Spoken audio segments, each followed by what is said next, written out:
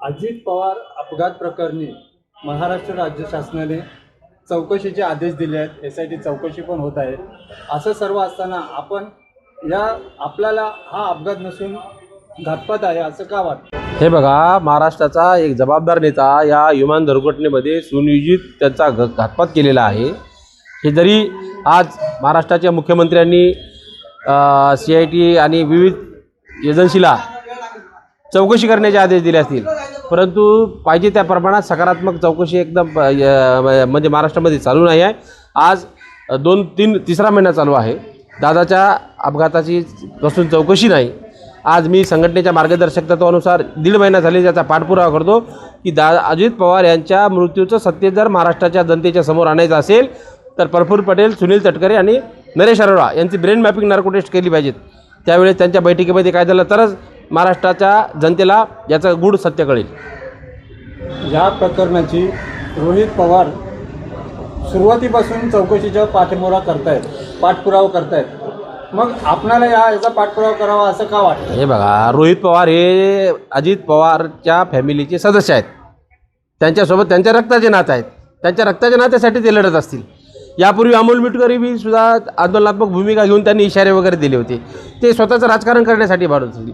परंतु मी बिगर सातबारा शेतकरी संघटनेचा एक बाबासाहेब आंबेडकरांच्या चळवळीतला कार्यकर्ता आहे, मी काय राष्ट्रवादी काँग्रेस पार्टीचा कार्यकर्ता नाही आहे। त्याच्यामुळं अजित पवार हे महाराष्ट्राचे नेते होते, पवार कुटुंबाचे जरी असले परंतु त्यांनी महाराष्ट्राच्या हिताचं काम केलं। म्हणून महाराष्ट्राच्या हिताच्या नेत्यासाठी मला चळवळीतल्या कार्यकर्त्याला रस्त्यावर येऊन मला न्याय मागायचं काम पडत असं। रोहित पवारनं आंदोलन केलं, आउटपुट 0%। अमोल मिटकरीनं आंदोलन केलं, आउटपुट 0%। महाराष्ट्राच्या मुख्यमंत्र्यांना चौकशीचे आदेश दिले, आउटपुट 0%।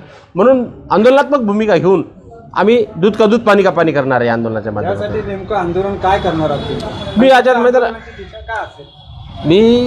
अजित मैदानच्या पोलीस स्टेशनची परवानगी काढलेली आहे। त्यानुसार संघटनेच्या मार्गदर्शक तत्वानुसार महामानव डॉक्टर बाबासाहेब आंबेडकरांची विचाराची प्रेरणा घेऊन भारतीय संविधानाला प्रमाण मानून लोकशाहीने मला दिलेला जो अधिकार आहे त्या अधिकाराचा पुरेपूर मी फायदा घेऊन तिथं शांततेच्या मार्गाने ते आझाद मैदानाला जाऊन बसणार आहे।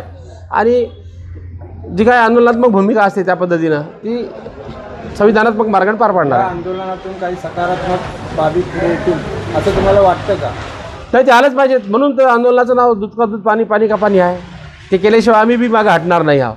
मग आतापर्यंत SITनं काय चौकशा केल्या, मी बरं SITच जाऊ द्या, मुख्यमंत्र्याचे आदेशाचं जाऊ द्या, रोहित पवारनं काय केलं ते बी आपण थोडं बाजूला ठेवू।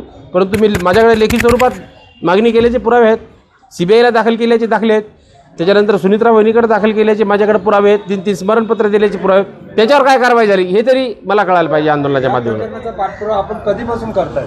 दादाचा जेव्हापासून हा अपघात झाला पहिली श्रद्धांजली आम्ही वाशिम जिल्ह्यामध्ये त्यांची केली आणि तेव्हापासून आम्ही या कार्यक्रमात लागलेलो आहोत। या उपोषण आंदोलनानंतर आपल्याला काही सकारात्मक निर्णय नाही मिळाला तर पुढचं आंदोलन काय आता दादावर प्रेम करणारा वर्ग आहे, काय हितचिंतक लोक असाल त्याच्यानुसार आता आंदोलन करू। परंतु कोणी या आंदोलनात सहभागी झालं नाही झालं तरी मी याच्या शेवटपर्यंत या मैदानात बसणार आहे दादाच्या न्याय हक्कासाठी। राष्ट्रवादीमधलेच काही कार्यकर्ते किंवा पक्षाचे कोणी नेते वगैरे तुम्हाला सहाय्यक भूमिका घेत आहेत का? नाही, तशी मी त्यांच्याकडे हे बघा, बाबासाहेबांना आम्हाला भाकरीपेक्षा स्वाभिमानाला महत्त्व दिलेलं आहे असं सांगितला संदेश।